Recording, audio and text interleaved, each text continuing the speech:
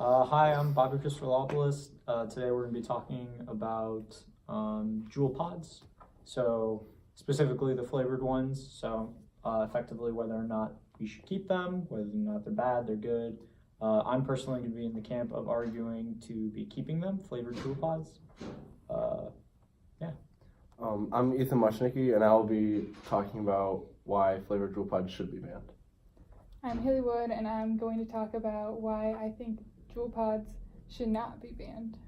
And I'm Allie Miller, and I'll be arguing against flavored Juul pods. All right. So to kind of start us off, like, why do you guys think that flavored Juul pods should be banned?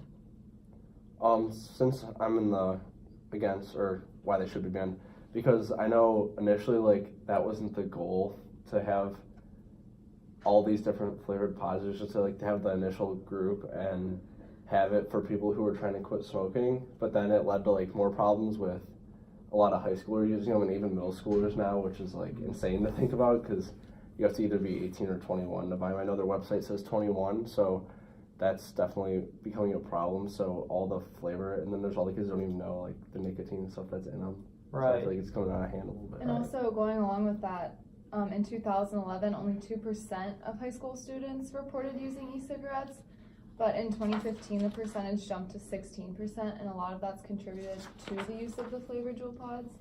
So it's becoming a really big health concern. Yeah, I know those are fair points. I mean, like it says on Juul's website, it says that the founders met in Stanford's design program in 2007. They were looking for a way to switch people off of cigarettes. Like, look, they were both trying to quit smoking unsuccessfully.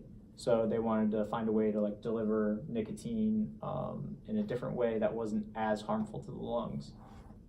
So it seems like primarily Juul's main focus has always been getting adults to switch from cigarettes to a vape because it's a little bit healthier. I know that like the flavored Juul pods do have a lot more appeal to young people, but Juul has taken them off of retail shelves, so they're no longer available to just buy in person at a gas station or something. So kids can't just give their friend $20 and say, "Hey, go pick me up a thing of Juul pods." They actually have to go on the website and order the more like fruitier flavors that aren't like menthol based. So like things like fruit, mango, creme brulee, all that, you have to actually go online, and they do have a verification system set up. So there's not really much harm being done there. Yeah, I agree. Also, the FDA is aware that this is an issue, and they have kind of taken steps to get some of these regulations going. They actually introduced a plan in 2017, I think, and it was called the Youth Tobacco Prevention Plan, and they introduced like 3 key points. So one of those being preventing youth access to tobacco products. And they've cracked down on retailers that are accessible to kids under the age of 18, one of those being eBay. They had lots of Juul specific products that were easily accessible to kids, and the FDA contacted eBay, and as a result eBay removed any of those listings for Juul products, and they now put in place new regulations to prevent retailers from selling those in the future. So by doing this, they are preventing kids from accessing Juuls. They are also curbing marketing of tobacco products aimed at youth, because I know Juul is specifically marketed to kids. And then another big step is educating kids about the dangers of using these tobacco products. And they actually started a campaign called The Real Cost in 2014, and it teaches kids about the dangers of tobacco and nicotine use. And a study found that this campaign has prevented an estimated 350,000 youth between the ages of 11 to 18 from initiating and smoking e-cigs. So that's a huge win for the FDA. And I know a lot of these aren't really put in place yet, and it's still a process, but the FDA is really good about getting on top of that. I think that's awesome that like the FDA is like making like advancements because they're realizing that this is a problem, but like putting a verification of your age on like their website, like I feel like that's so easy to just Get around. make up a birthday. Like, how effective do you think those measures are going to be? Yeah. Well, so on Juul's website, they have a whole separate page that's like dedicated to youth prevention. So they're talking about they have 2-factor identification. So like you can't just use one form of ID, you need more than that. So it's a little bit more of a pain for people to actually go through and get those flavors if they want. They're also working on developing a new user-authenticated Juul device that can prevent people who are underage from actually using the product.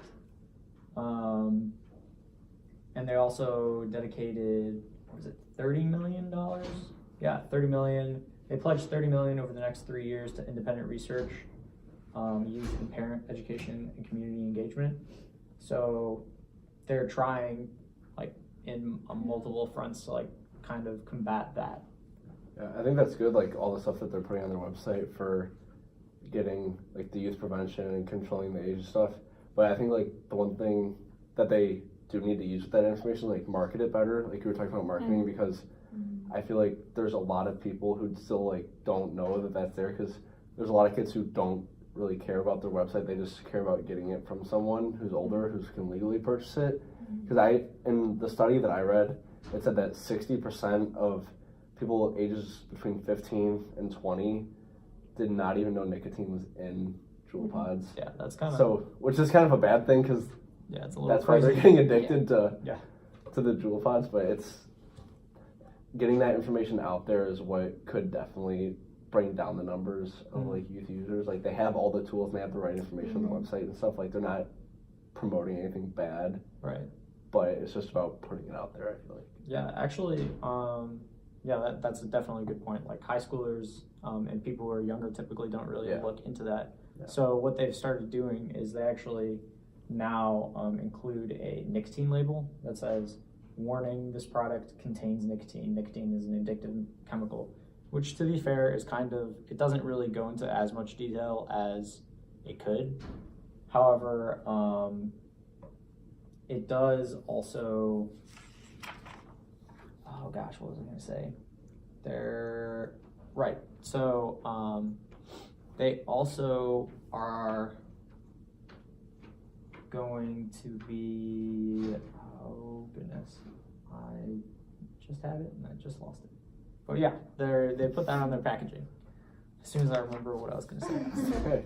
I don't think that Juul as a company had bad intentions as of marketing to kids, but so they've taken measures to get rid of flavors like mango, creme brulee, fruity, but then they're also keeping flavors like mint, which I feel like mint is also a candy flavor. It's found in lifesavers and stuff, and that's also appealing to kids. So to be how far do you go to? I don't know. To be totally fair, if they're really trying to get people to switch off of using actual cigarettes, because there's not really a debate as to whether or not vaping or smoking cigarettes is better. And Juul is primarily a tool to be used to switch people off of cigarettes. So there does need to be some kind of incentive. Taking away the fruity flavors, okay, we get it. Actually, I do remember what I was going to say. Juul shut down its Instagram and Snapchat account. It might be, I don't know about Snapchat. Definitely Instagram though. They retracted that, and they kept a Twitter only for I believe it was advertising related purposes. It was purely for information. So they've shut down their main social media accounts that were responsible for a lot of that advertising.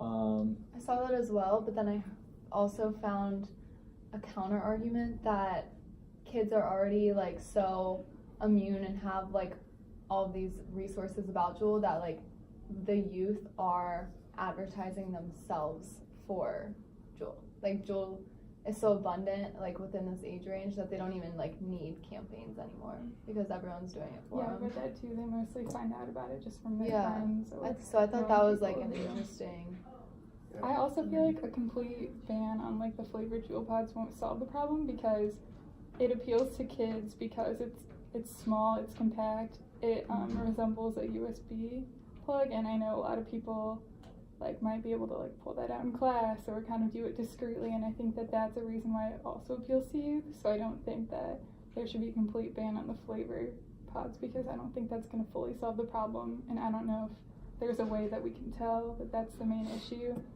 But yeah, I know they talked about how that's a problem because I read something also how they said certain high schools were getting rid of allowing USB flash drives period in high school because it was getting so like mixed up, which is also really bad. But some great points made. Yeah. Definitely have to reconsider my thoughts on Juul pod flavors.